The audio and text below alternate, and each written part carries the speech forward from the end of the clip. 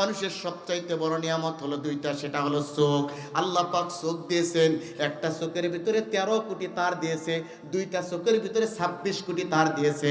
26 কোটি তার মানুষের মাথার পিছন দিকে মুষ্টির মতো, মেয়েদের মুষ্টির চুলের মতো বেঁধে রেখেছেন। এই জন্য ফুটবল খেলতে যে মাথা দিয়ে সামনে দিয়ে হেড নিলে কিছুই হয় না, কিন্তু মাথার পিছনে লাগলে চোখ দিয়ে মনে হয় তারা বের হয়। যে নিয়ামত আল্লাহ রাব্বুল আলামিন দিলেন, এই নিয়ামত থাকার পরও আল্লাহর নাফরমানি করে এমনও মানুষ দুনিয়াতে আছে না নাই? আমার ভাইয়েরা, আল্লাহ রাব্বুল আলামিন 40,000 বছর পর্যন্ত তাপ দিবে। 40,000 বছর পর্যন্ত চাপ দেওয়ার পর যখন গলিত হয়ে যাবে, গন্ধ সরে যাবে, ওই গলিত রক্ত মাংসগুলোকে আল্লাহ রাব্বুল আলামিন জমিন থেকে বের করে দিয়ে সাগরের ভিতরে দেওয়ার জন্য এইবার রব্বুল ইজ্জত ওয়াল জালাল 40,000 বছর পর্যন্ত বৃষ্টি দিবে। জুবান দিয়ে আঙ্গুলটা উঁচু করে আল্লাহকে সাক্ষী দিয়ে বলুন তো, বৃষ্টি দেওয়ার মালিক কে? وأنزل من السماء ماء فأخرج به من الثمرات رزقا لكم فلا تجعلوا لله أندادا وأنتم تعلمون।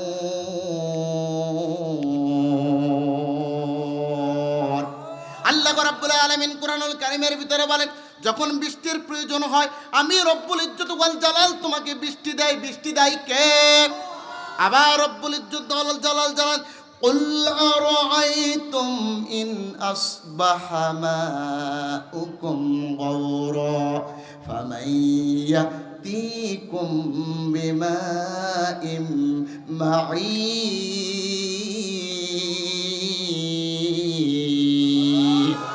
আল্লাহ রাব্বুল আলামিন বলে, গোলাম একটা বৃষ্টি আমি রব্বুল ইজ্জত ওয়াল জালাল তোকে বৃষ্টি দেই। দুনিয়ায় যে পানি আছে, পানি কিন্তু আমার কাছ থেকে পাও। আমি যদি দুনিয়াতে পানির লেয়ারটা কমিয়ে দিতাম, দুনিয়ার কোন নেতা আছে তোকে পানি দিত, দুনিয়ার কোন ব্যক্তি আছে তোকে পানি দিত, দুনিয়ার কোন বাবা আছে তোকে পানি দিত, দুনিয়ার কোন বক্তা আছে তোকে পানি দিত, দুনিয়ার কোন হুজুর আছে তোকে পানি দিত। আমি রব্বুল আলামিন পানির লেয়ারটা সমান রেখে তোমাকে অনুগ্রহ করে দুনিয়ার জিন্দেগিতে আমি হায়াত দিয়েছি। এইবার রব্বুল ইজ্জত ওয়াল জালাল 40,000 বছর পর্যন্ত, 40,000 বছর পর্যন্ত রব্বুল ইজ্জত ওয়াল জালাল এইবার 40,000 বছর পর্যন্ত দুনিয়াতে বৃষ্টি নাজিল করতে থাকবে। বৃষ্টি যখন হতেই থাকবে, বৃষ্টি হতে হতে মানুষের পচা গলিত রক্তগুলো বের হয়ে চলে যাবে, গোস্তগুলো বের হয়ে যাবে। তখন রব্বুল ইজ্জত ওয়াল জালাল ইসরাফিলকে বলবে, ইসরাফিল সিংগায় ফু দাও। এইবার 2 নম্বরে সিংগায় যখন ফু দেবে, মানুষের হাড় হাড্ডি তখন এক জায়গায় থাকবে।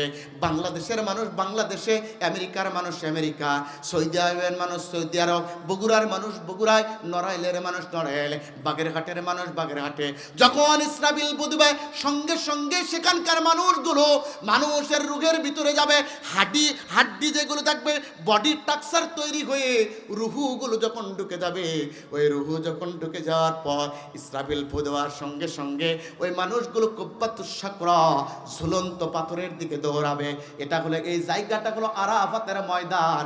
ওই কুব্বাতুস সাকরা ঝুলন্ত পাথরের দিকে মানুষগুলো আল্লাহ আল্লাহ বলবে আর দৌড়াবে। ডাকটা দিবে কি? জোরকে আল্লাহকে খুশি করে বলুন, আল্লাহ নয় আল্লাহ। আল্লাহ শব্দের পূর্বে জবর থাকার কারণে এটা লামটাকে পুর করে পড়তে হবে। লাম শব্দের পূর্বে জবর থাকার কারণে এটা চিকন আর হবে না, মোটা করে পড়া লাগবে। জের থাকলে চিকন করে পড়তে হতো, বারিক করে পড়তে হতো। এই জন্য আল্লাহ নয় আল্লাহ নয়, একটু মোটা করে বলুন তো আল্লাহ। আর একটু জবান দিয়ে বলুন আল্লাহ। শান্তি আছে না? আল্লাহ করে পড়লে কিন্তু শান্তি পাওয়া যায়। তার মানে সহি উচ্চারণ হয়েছে। যেখানে সহি আর বিশুদ্ধ পাওয়া যায়, ওই জায়গাটাই কিন্তু শান্তি পাওয়া যায়, ঠিক কিনা? কোরআনের তাফসীর গুলো এরকম, যেখানে খাস তাফসীর পাবেন ওই জায়গায় শান্তি আছে না নাই? কোরআনের কথাগুলো ভালো লাগতেছে? বুঝতেছেন তাফসীর? সামনে যান আবার ভালো লাগবে। মজা কেবল শুরু হচ্ছে, কান লাগান। আমার ভাইরা, যখন আল্লাহ রাব্বুল আলামিন ওই ব্যক্তিগুলো আল্লাহ বলে ডাক দেবে, আয়েশা সিদ্দিকা রাদিয়াল্লাহু তাআলা আনহা বলেন, ইয়া রাসূলুল্লাহ, ইয়া হাবিবাল্লাহ, মানুষের রূহ যখন ফিরে আসবে, কুব্বাতুশ শাকরা জ্বলন্ত পাথরের দিকে মানুষগুলো দৌড়াবে কোন কায়দায়? আল্লাহ নাই বলে, আল্লাহ নাই বলে, আয়েশা রে, ওই মানুষগুলো অলঙ্গ অবস্থায় কুব্বাতুশ শাকরা জ্বলন্ত পাথরের দিকে দৌড়াইবে, মানুষের পরনে কাপড় থাকবে না। আয়েশা কেঁদে উঠলেন, ইয়া রাসূলুল্লাহ, ইয়া হাবিবাল্লাহ, ইয়া রাসূলুল্লাহ, ইয়া হাবিবাল্লাহ, মানুষগুলো অলঙ্গ অবস্থায় যখন উঠবে, কেউ কি কারো সতরের দিকে তাকাবে না।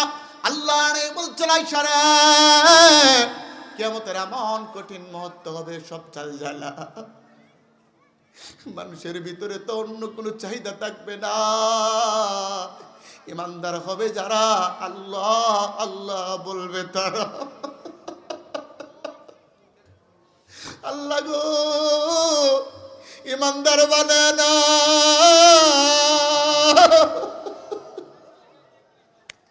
আয়েশা যখনই বলছি, হুজুর ডাকতে বলে, আয়েশা রে, ইমানদার হবে যারা, আল্লাহ আল্লাহ ডাকবে তারা, তাদের পরনে কোনো কাপড় থাকবে না। আয়েশা বলেন, একজনকে আরেকজনের সতরের দিকে তাকাবে না। আল্লাহ নেই বলে, এমন ভয়ানক অবস্থা হবে, দুনিয়ার সব কিছু ভুলে যাবে, একটাই শব্দ থাকবে, রব আল্লাহ। ইমানদাররা শুধু আল্লাহ শব্দ ডাকবে, কিন্তু ওই দিন দুইজন ব্যক্তির পরনে কাপড় থাকবে। এক নাম্বার যার পরনে কাপড় থাকবে, মিল্লাতা আবিকুম ইব্রাহিম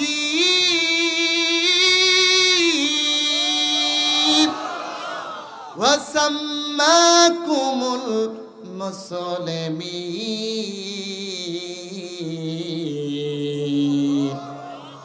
আমাদের জাতির পিতার নাম কি? ভয় পাচ্ছেন আপনারা? জোরে একটু বলুন তো, আমাদের জাতির পিতার নাম কি? আমাদের জাতির পিতা হলো ইব্রাহিম। আমাদের এক নম্বর জাতির পিতা ইব্রাহিম, ওই জাতির পিতা পরনে কাপড় থাকবে। দুই নাম্বার হলো আমাদের পিতা, আমাদের আরেকটা পিতা আছে, রুহানি পিতা, তিনি হলেন মুহাম্মদ রাসূলুল্লাহ সাল্লাল্লাহু আলাইহি ওয়াসাল্লাম। একটা হলো জাতির পিতা, আরেকটা হলো রুহানি পিতা। এই দুই পিতার পরনে আল্লাহ রাব্বুল আলামিন কিয়ামতের ময়দানে কাপড় অবস্থায় রাখবেন। আয়েশা কাঁদলেন, হুজুরকে বললেন, হুজুর তারপরে কি হবে? আয়েশাকে বলল, আয়েশা, কুব্বাতুশ শাকরা জ্বলন্ত পাথরের দিকে যখন যাওয়া হবে, যখন ওই আরাফাতের ময়দানে আল্লাহ রাব্বুল আলামিন বিচারকের আসন বসাবে, আসন বসার পর রব্বুল ইজ্জত ওয়াল জালাল চেয়ার বসবে, কুরসির ভিতরে যখন বলবো, বসার পর চারটা দল করবে। এক নম্বর দলের নাম আওয়ামী লীগ, দুই নম্বর দলের নাম বিএনপি, তিন নম্বর দলের নাম জামাত, আর চার নম্বর দলের নাম জাতীয় পার্টি। চিৎকার দিয়ে বলুন ঠিক কিনা?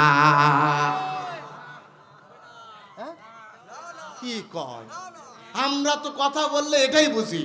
হ্যাঁ, এ জোরে বলুন ঠিক কিনা? তার মানে ওয়াজ বুঝতেছে, একবার ধরা গেছে হাত তুলে আর খায়। সম্মানিত ভাইরা, কান লাগান, আপনার আমার পচা ব্যক্তিদের কথা, পচা দলের কথা কোরআনের ভিতরে নাই, বরং কোরআনের কথা, কোরআনের ভিতরে যেটা আছে সেটা হলো হিজবুল্লাহ, আল্লাহর দলের কথা, ঠিক কিনা? সুতরাং ইমানদার হবে যারা আল্লাহর দলকে সমর্থন করবে তারা, ইমানদার হবে যারা ইসলামপন্থী দলকে সমর্থন করবে যারা, ইমানদার হবে যারা দিন কায়েমের আন্দোলন করবে যারা, তারা বেঈমান হবে যারা কাফের আর বেঈমানদের সমর্থন করবে তারা, ঠিক কিনা? আমরা কি ইমানদার না বেঈমান? তাহলে আমাদেরকে হিজবুল্লাহ, আল্লাহ কোরআনের দলের কথা ডাকছে।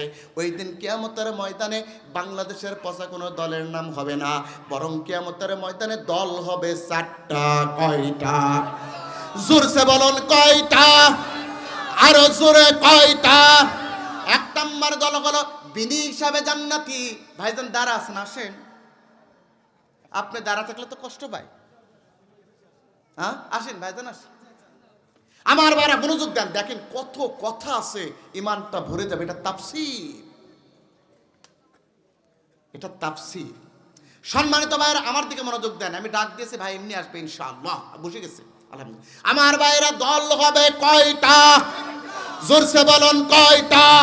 একটু হাত দ্বারা দেখান তো ভাই, আল্লাহকে দেখান তো ভাই, সকলে সকলে সকলে আল্লাহু আকবার, আল্লাহ, সকলে সকলে আল্লাহ আল্লাহ, তুমি রেকর্ড করে নাও। আল্লাহ, দল হবে কয়টা? হাত নামান। এক নম্বর দল হলো বিনি হিসাবে জান্নাতি, 2 নম্বর দল হলো বিনি হিসাবে জাহান্নামে, 3 নম্বর দল হলো হিসাব হবে হিসাব বড় সহজ, 4 নম্বর দল হলো হিসাব হবে হিসাব বড় কঠিন।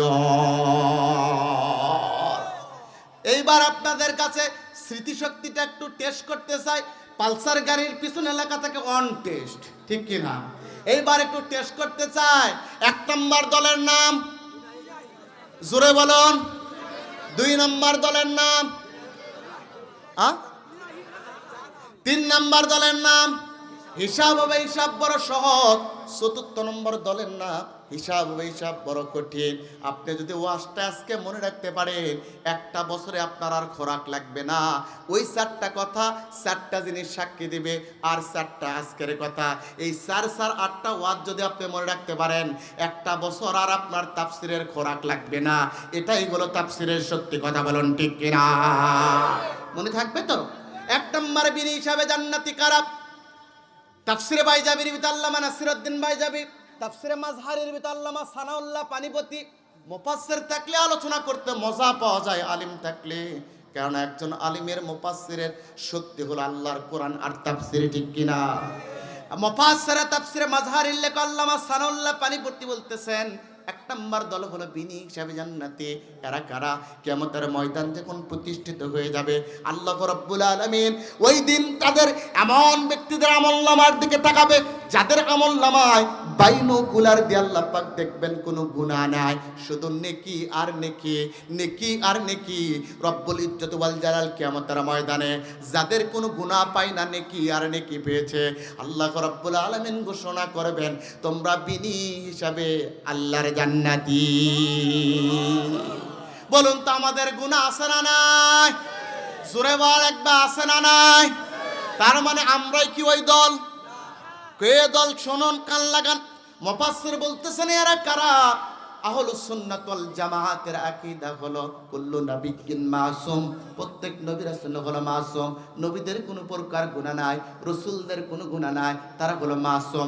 মুফাসসির বর্ণনা করতেছেন কিয়ামতের ময়দানে মুসিবতের কালে ফার্স্ট চান্সে আল্লাহ রাব্বুল আলামিন বিনা হিসাব বিনা বিচারে বিনা হিসাবে যাদের আমলনামা গ্রহণ করে নেবে, সেটা হলো নবী রাসূল। কিয়ামতের ময়দানে মুসিবতের কালে বিনা হিসাবে প্রথম চান্সে আল্লাহর নবী রাসূলগণ আল্লাহর জান্নাতে চলে যাবে। আল্লাহর নবী এই কথা বর্ণনা করতেছেন। সাহাবা আজমাইন বিশ্ব নবীর কাছে ছিলেন। হযরতে আবু হুরায়রা দাঁড়িয়ে গেলেন, ইয়া রাসূলুল্লাহ, ইয়া হাবিবাল্লাহ, ও নবী, কিয়ামতের ময়দানে মুসিবতের কালে শুধুমাত্র আল্লাহর নবী আর রাসূলুল্লাহ বিনি হিসাবে জান্নাতি, আর কি কেউ নাই? আল্লাহর নবী সাহাবাদের দিকে তাকাইলেন, তাকায় বলতে, সাহাবারা, বুঝতে পেরেছি তোমাদের মনেরও আকাঙ্ক্ষা আছে। তোমাদের মনের আকাঙ্ক্ষার দিকে তাকায়া আমার আল্লাহ পাক আমাকে বলে দিয়েছেন, আমি যত বিশ্ব নবী আল্লাহর বন্ধু, আমি যত আল্লাহর দোস্ত, আল্লাহ পাক যত আমাকে বলে দিয়েছে, আপনি সাইয়্যিদুস সাকালাগিন, আপনি ইমামুল মুরসালিন, আপনি সাইয়্যিদুল কাওনাইন, আপনি সাইয়্যিদুল বাশার, আপনি খাতামুন নবিয়্যিন, আপনি রাহমাতাল লিল আলামিন।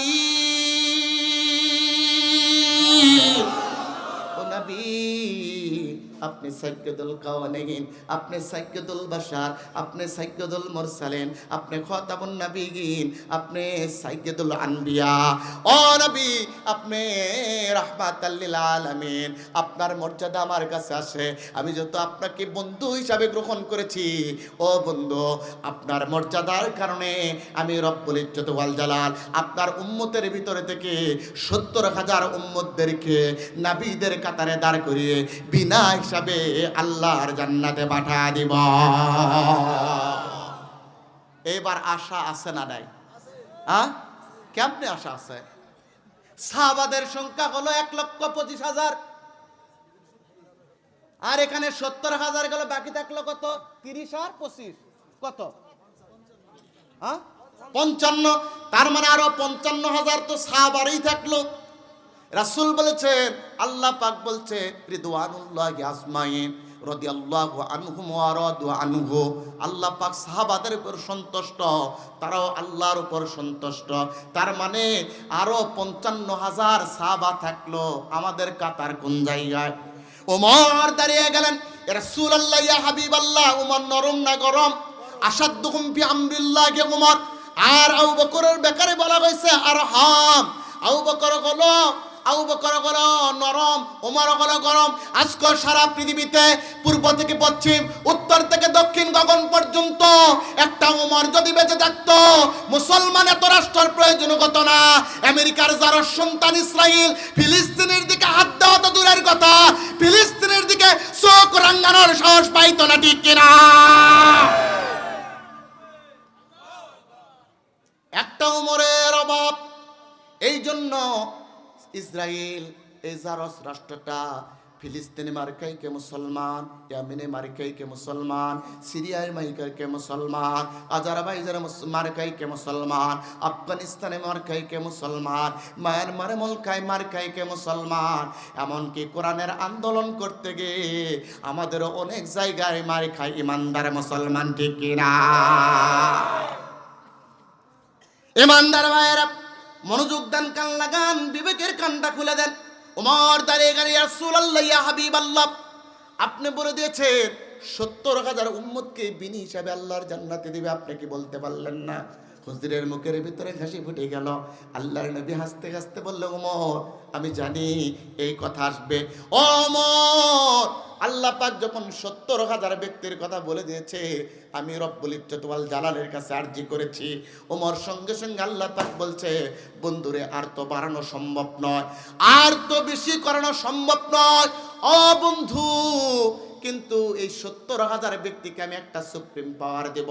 সুপ্রিম পাওয়ারের দরকার আছে না নাই? যেরকম আপনার সন্তানকে মাদ্রাসায় দিয়েছেন, যারা আপনার সন্তানকে মাদ্রাসা দিচ্ছেন, আমার বন্ধু বড় হাফেজ কোরআন, আলিমে দ্বীন, হক্কানি আলিম, আমার প্রিয় বন্ধুর নেতৃত্বে যারা দিচ্ছেন, তারা কিন্তু ঠকেন নাই। রাসূল বলছেন, মান করাল কোরআন ওয়াস্তাজাহারহু ফাআল্লা হালালাহু ওয়া হাররামা হারামাহু আদখালাহুল্লাহুল জান্নাহ ওয়া শাফাহু ফি আশারাতিন মিন আহলি বাইতিহি কুল্লুকুম কদ ওয়াজাবাত লাহুন নার।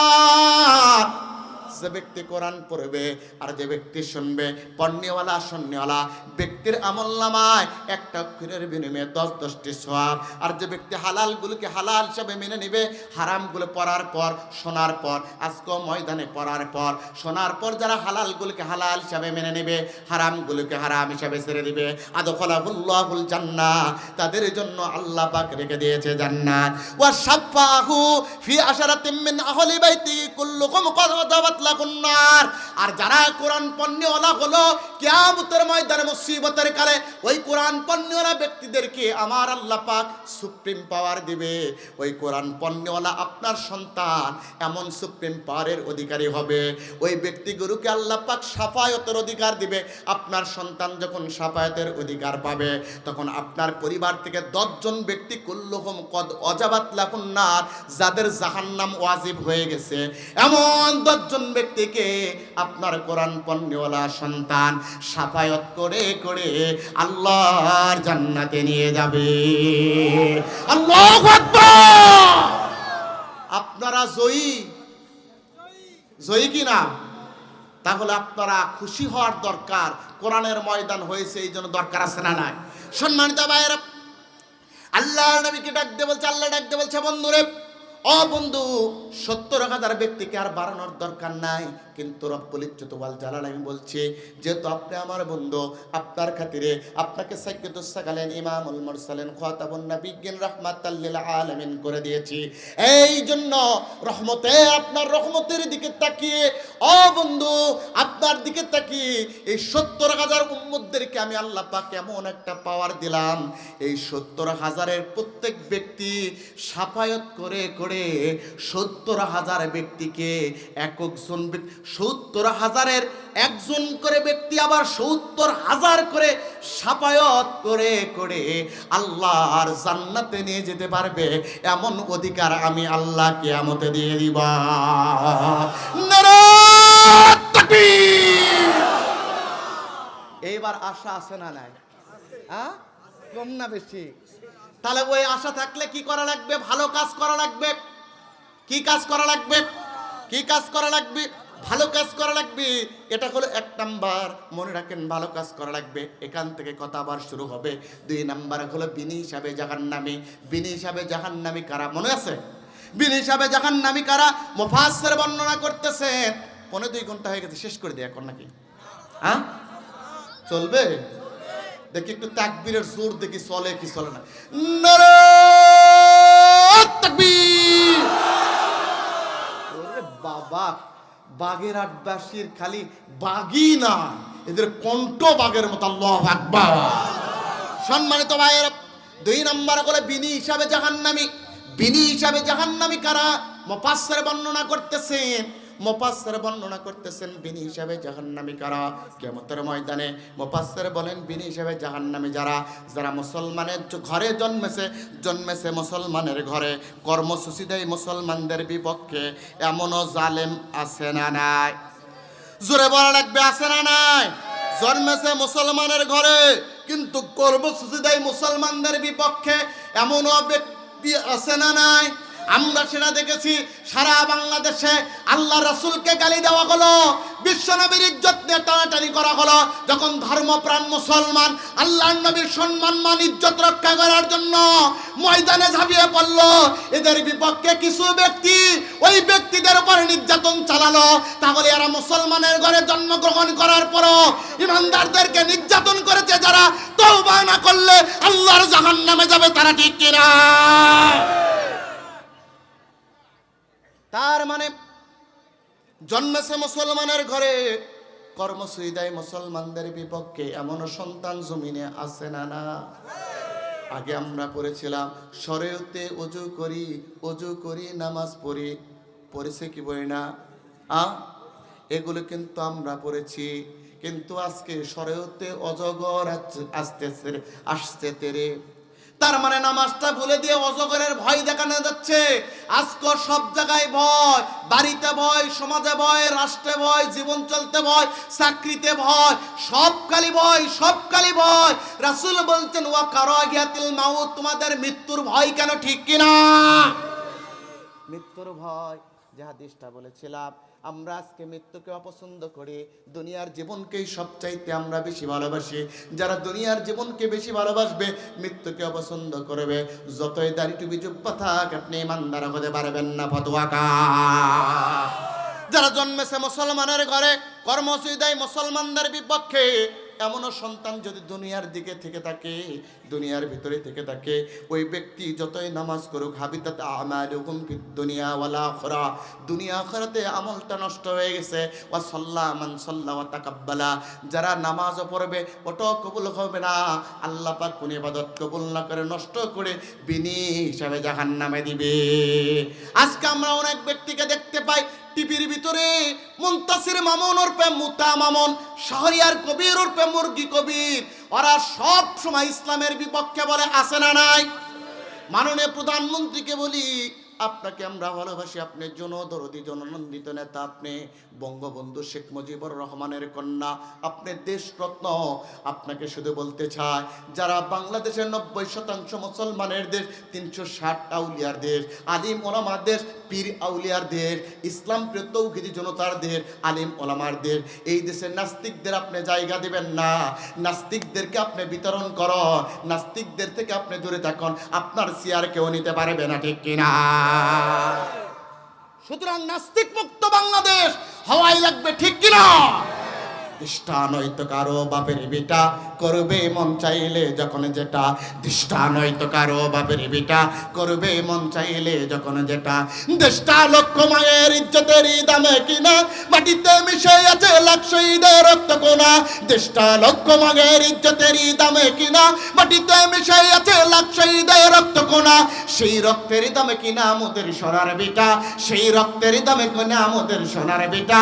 তবে কেন অভ্যাস হলো বিদেশিদের চরণ চাটা, দৃষ্টান হয়তো কারো বাপের বেটা করবে মন চাইলে যখন যেটা, দৃষ্টান হয়তো কারো বাপের বেটা করবে মন চাইলে যখন যেটা, দেশটা লক্ষ মাঙের ইজ্জতের দামে কিনা, মাটিতে মিশাই আছে লাখ শহীদের রক্ত কোনা, দেশটা লক্ষ মাঙের ইজ্জতের দামে কিনা, মাটিতে মিশাই আছে লাখ শহীদের রক্ত কোনা, সেই রক্তের দামে কিনা আমাদের সোনার বেটা, সেই রক্তের দামে কিনা আমাদের সোনার বেটা। তবে কেন অভ্যাস হলো বিদেশিদের চরণ চাটা, দৃষ্টান হয়তো কারো বাপের বেটা করবে মন চাইলে যখন যেটা, ঠিক কিনা? এ দেশের মাটি থেকে গন্ধ আসে ওই কালেমার, কোন কালেমা? আলাম তারা কাইফা দারাবাল্লাহু মাসালান কালিমাতান তাইয়্যিবাতান কাশাজারাতিন তাইয়্যিবাতিন আল্লাহু আকবার। এদেশের মাটি থেকে গন্ধ বাসে ওই কালেমা, এদেশের কাছুগে রয় দাঁড়িয়ে কত মিনার, আজানের সুরে সুরে জীবন যাদের গড়ে ওঠা, সে দেশে গাছকে কেন নাস্তিকদের ধনাঘাটা, সে দেশে গাছকে কেন নাস্তিকদের ঘনাঘাটা। দৃষ্টা নয় তো কারো বাপের বেটা, করবে মন চাইলে যখন যেটা, দৃষ্টা নয় তো কারো বাপের বেটা, করবে মন চাইলে যখন যেটা। সুতরাং যারা আনাচে কানাচে নাস্তিক আছো, তোমরা মনে রাখো 90% মুসলমানের দেশ। এদেশের পার্লামেন্টে যারা আছে তারাও মুসলমান, প্রধানমন্ত্রী যিনি তিনিও মুসলমান, স্পিকার মুসলমান, বিরোধী দলের সৈনিকগুলো মুসলমান। সুতরাং বাংলার জীবনে যতই নাস্তিকতা করো, এই মুসলমান তোমাদের ছাড় দিবে না, ঠিক কি না?